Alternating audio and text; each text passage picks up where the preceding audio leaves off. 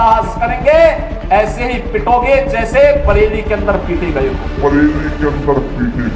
उत्तर प्रदेश के मुख्यमंत्री लगातार इस पर मुखर होकर बोल रहे हैं। हालांकि अक्सर जब चुनाव नज़दीक आते हैं, चाहे जो भी चुनाव हो, तो मुख्यमंत्री अधिकतर ये देखा गया है हिंदुत्व चेहरे के द्वारा इस तरीके की बयानबाजी आती। बिहार में चुनाव है और योगी आदित्यनाथ उत्तर प्रदेश में डायरेक्टली मंच से खुलेआम कहते हैं कि बरेली में वहाँ पर पिटे थे, बरेली में पिटे थे, आगे भी पिटोगे, डायरेक्टली मुसलमानों को इंगित करते हुए।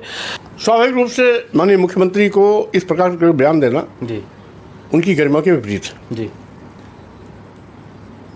माननीय मुख्यमंत्री जी का यह बयान कि पिटे थे फिर पिटे जाओगे या गजवाए हिंद नहीं चलेगा, तो ये उस समय मुख्यमंत्री चुप क्यों थे जब बहराइच में जय श्री राम का नारा लगा करके, जय बजरंग बली का नारा लगा करके मुस्लिम बस्तियां जलाई जा रही थी, दुकानें लूटी जा रही थी, तोड़ी जा रही थी, मुसलमानों के घर पर झंडा उखाड़ा जा रहा था, पूरा बहराइच आग के हवाले कर दिया गया था। क्या वो गजवाए हिंद नहीं था क्या?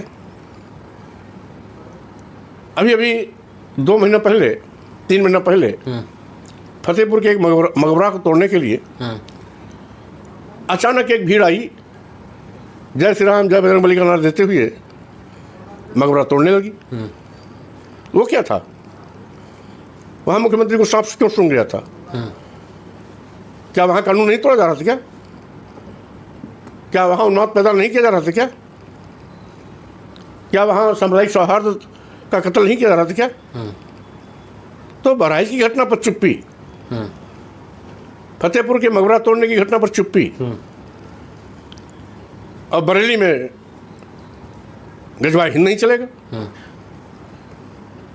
तो इस प्रकार से मुख्यमंत्री का व्यवहार कतई जायज नहीं है, गरिमा के विपरीत है, क्योंकि मुख्यमंत्री केवल एक जात का नहीं है, मुख्यमंत्री एक धर्म का भी नहीं है,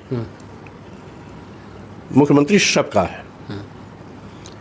उत्तर प्रदेश में जो भी रहते हैं, हिंदू, मुसलमान, सिख, ईसाई, बौद्ध, पारसी, जैन, जो भी है,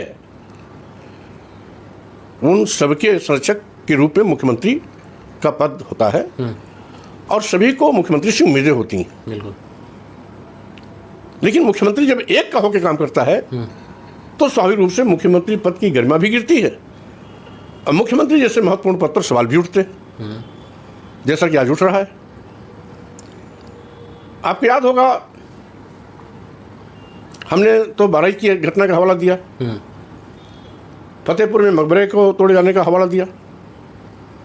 एक और बड़ी घटना घटी थी आगरा में। हाँ। जब हजारों की तादाद में वहाँ किसी सेना के नाम पर तलवारें लहराई गई, बल्लम फरसा बरसी लहराए गए, कट्टे बंदूकें लहराई गई। और संजोग है कि माननीय मुख्यमंत्री जिस दिन आगरा में थे वो किस गजवाए हिंद से कम था, मुख्यमंत्री उस पर क्यों नहीं एक्शन लिए? तो अंधा बाटे रेवड़ी अपन अपने का दे, तो स्वाभाविक रूप से इस लोकतंत्र में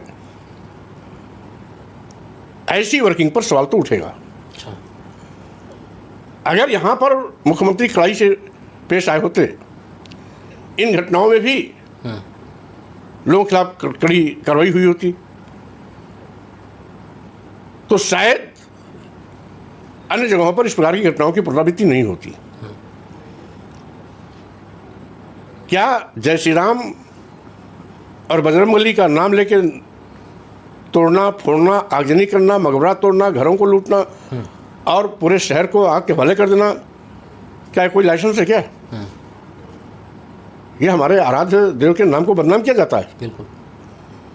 तो स्वाभाविक रूप से आज अगर बरेली में गजवाए हिंद नहीं चलेगा तो बहराइच में क्या था, फतेहपुर में क्या था, आगरा में क्या था, वहाँ मुख्यमंत्री क्यों नहीं बोले?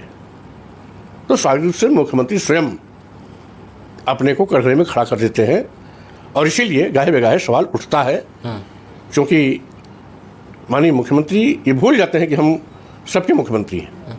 असदुद्दीन ओवैसी का एक बयान आया है इन सब चीज़ों को देखते हुए। उन्होंने कहा कि भारत में या खासकर उत्तर प्रदेश में आज मुसलमानों को दोयम दर्जे का माना गया है। मुसलमानों के साथ दोयम, क्या मुसलमान इस देश में, उत्तर प्रदेश में दोयम दर्जे का है? उसको दोयम दर्जे का नागरिक जिस तरीके से ओवैसी जी कह रहे हैं।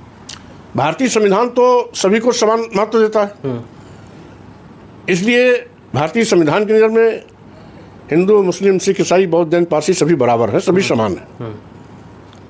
लेकिन सरकार जिस तरीके से भेदभावपूर्ण कार्य कर रही है, स्वाभाविक रूप से ओवैसी साहब का आरोप अपनी जगह सच है।